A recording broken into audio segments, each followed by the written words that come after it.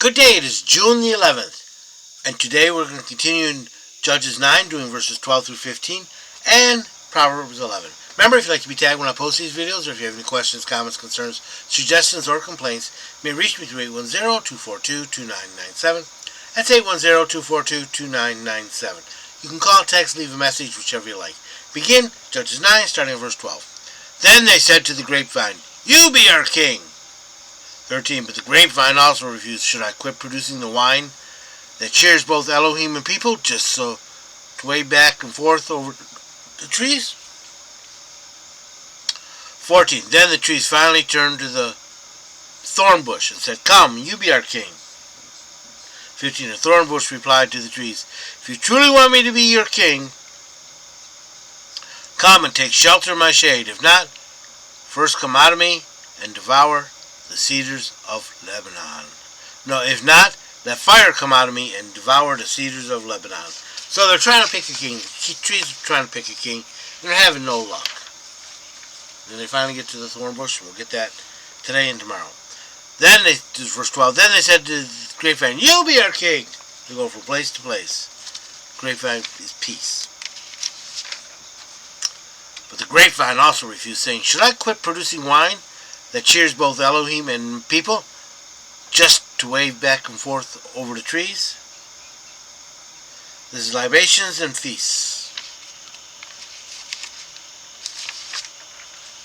Then all the trees finally turned to the thorn bush and said, "Come, you be our king."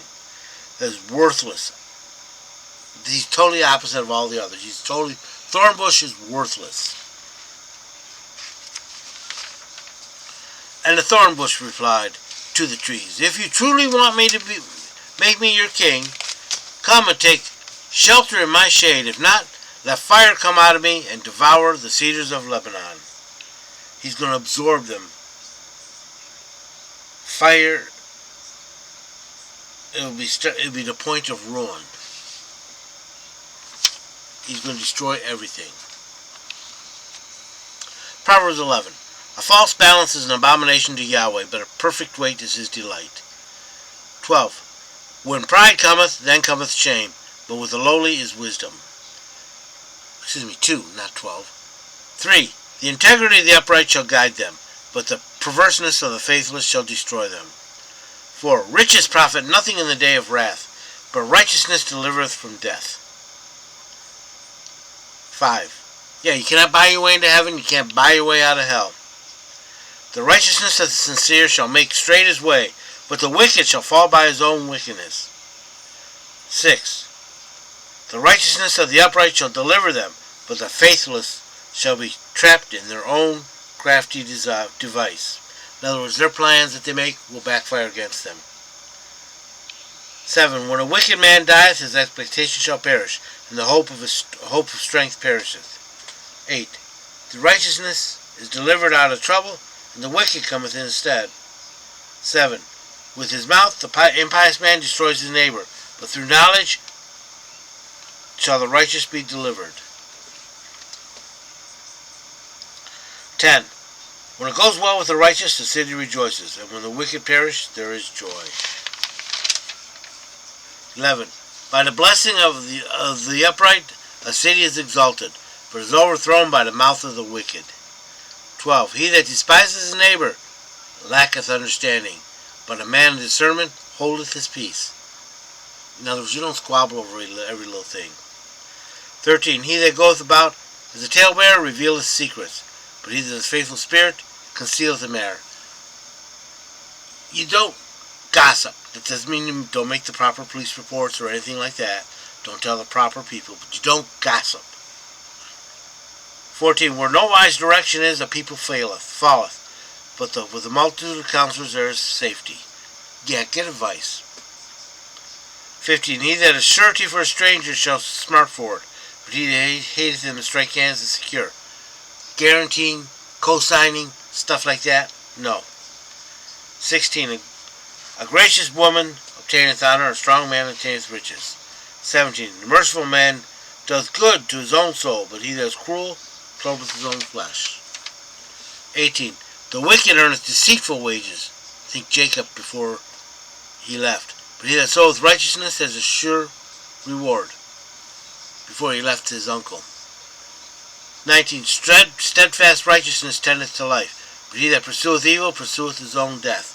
You get what you chase. If you chase righteousness, you'll get life. If you chase death, you'll get death. 20. He that is perverse in heart is an abomination to Yahweh, but such as is upright in the way are his delight.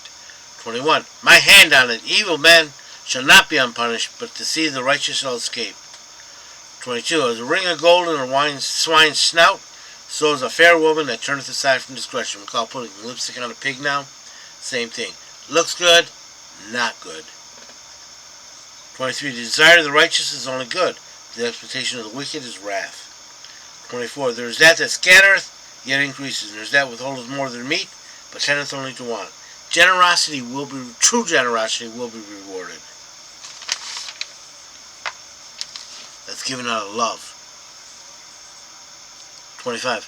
The beneficent soul shall be made rich, and he that satisfied abundantly shall be satisfied. Abundantly shall also be satisfied. Shall be satisfied also himself. The more you give, the better you'll be. 26. He that withholdeth corn, the people shall curse him, but he blessings on him that selleth it. 27. He that diligently seeketh good seeketh favor, but he that searcheth for evil shall come unto him. What you look for, you get. 28.